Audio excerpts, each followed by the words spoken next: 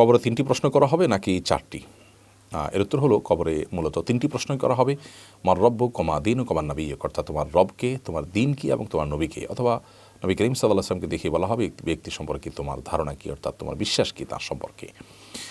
তো এই 3টি প্রশ্ন হবে মৌলিক, এবং এই প্রশ্নগুলো উত্তর দেওয়ার পর আবু দাউদের বর্ণিত বিশুদ্ধ হাদিসের আলোকে বোঝা যায় আরেকটি চতুর্থ সম্পূরক প্রশ্ন করা হবে, তা হলো আমায়ুদ্রিক, অর্থাৎ তোমাকে কে বলেছে বা তুমি কিভাবে জানলে। তখন ইমানদাররা বলবে কারাতু কিতাব আল্লাহ, আমরা আল্লাহর কিতাব পাঠ করেছি এবং তার মাধ্যমে জেনে এগুলোর প্রতি ঈমান এনেছি।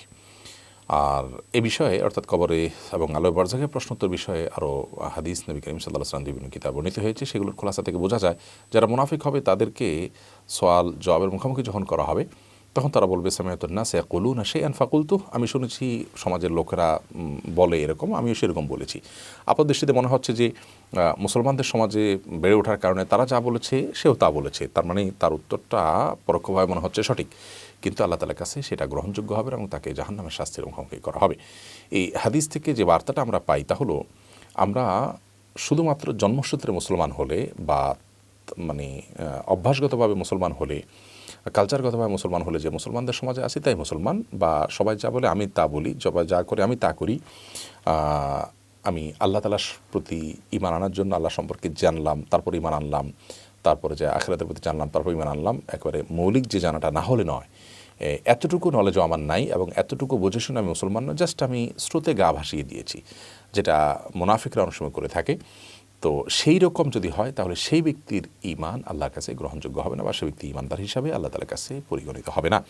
আমাদের সমাজে অনেক লোক আজকাল এরকম আছেন, এবং অমুসলিম প্রধান দেশগুলোতে মুসলমানদের অনেক সন্তানরা এভাবে বেড়ে ওঠেন যে জাস্ট তিনি মুসলমানের সন্তান নামকা ওয়াস্তে, তিনি নিজেও জানেন না যে মুসলমান কি, ঈমান কি, ঈমানদার কি এবং আল্লাহ তাআলাকে এ সম্পর্কে একেবারে মৌলিক ধারণাও নাই, অর্থাৎ তিনি জেনে বুঝে কোনো মুসলমান নন। এরকম মানুষ নাজাত পাবে না, এ হাদিস থেকে বোঝা যায়। আর যিনি জেনে বুঝে মুসলমান হবেন তিনি ইনশাআল্লাহ নাজাত পাবেন। তবে আল্লাহর কিতাব পাঠ করে জেনেছি হাদিসের এই ভাষ্যের মর্মকে যদি এমনটি না বুঝে যে তাহলে যারা আল্লাহর কিতাব পড়তে পারেন না, যারা অক্ষরজ্ঞানহীন, তারা বোধ হয় নাজাত পাবে না, এমনটি সঠিক নয়।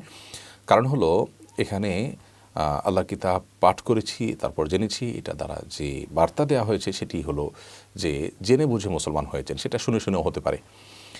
আপনি শুনেছেন আল্লাহ তাআলা সম্পর্কে, শোনার পর আপনি সেটার প্রতি ঈমান এনেছেন, বিশ্বাস করেছেন, তারপর আপনি ঈমানদার হিসাবে গণ্য হবেন ইনশাআল্লাহ বিইذনিল্লাহ। অতএব কারাতু কিতাব আল্লাহ বা আল্লাহর কিতাব পড়ে জানতে হবে, এর মানে এই নয় যে আমরা অক্ষর জ্ঞানহীন থাকলে কেউ তিনি আর নাজাত পাবেন না, বরং এর মূল উদ্দেশ্য এবং খোলাসা, উভয় হাদিসের খোলাসাই হলো যে জেনে বুঝে মুসলমান হতে হবে। জাস্ট মুসলমানের ঘরে জন্ম নিলাম, মুসলমান সমাজে বেড়ে উঠলাম, সবাই তালে তালে চললাম আর মুসলমান হয়ে গেলাম, এটা আদমশুমারিতে মুসলমান হতে পারি, আল্লাহর খাতায় মুসলমান হওয়ার জন্য এটি যথেষ্ট হবে না। এবং যার কারণে আলম বারজাখে এবং কবরে প্রশ্ন উত্তরের মুখোমুখি হলে এই প্রশ্নের উত্তর এভাবে দিলে, অর্থাৎ গতানুগতিক মানুষের সাথে তাল মিলিয়ে আমি করেছি এরকম উত্তর দিলে সেটির কারণে নাজাত পাওয়া যাবে না। বিধায় আমাদেরকে বুঝে মুসলমান হতে হবে।